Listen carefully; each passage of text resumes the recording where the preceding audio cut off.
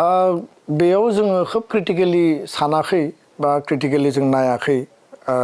नर्मेलि north east festival खुङो आरो ओरै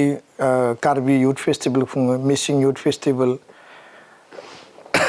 बिनि अनगायैबो गोबाङानो बिदि खुङो दा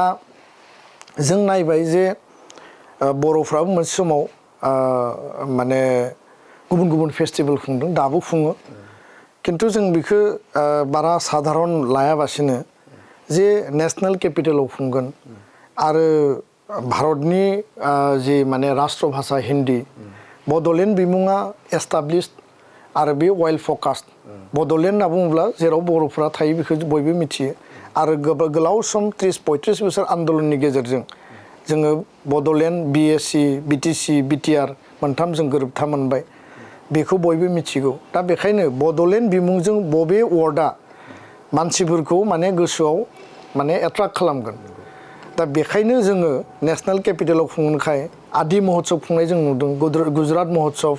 उरिष्या महोत्सव जोंबो सानबाय जे बड'लेण्ड महोत्सवखौ होयोब्ला बे मोनसे वेल फकास जागोन आरो जेला नेशनेल केपिटेलाव प्रेस क्लाब अफ इन्डियायाव 4 नभेम्बराव प्रेस मिट खुंनाय जादोंमोन माखासे मिडिया सोंदों जे मानो आसाम महोत्सव खुङाखै मानो आसाम फेस्टिभेल जाया मानो बड'लेण्ड महोत्सव जों बुंदों जे आसामा एज ए स्टेट जोङो आसामनि सिङावनो दङ किन्तु आसाम हिसाबै बिथांमोना जथेस्थ' खामानि मावगासिनो दङ मावदों लाचित बरफुकननि 400 बोसोर जन्म जयन्ती खुंदों दा गिनिस वर्ल्ड रेकर्ड खालामबाय असमियानि बिहुखौ आरो फैबाय थानाय बोसोराव नोङो झुमुर मोसानो नागिरदों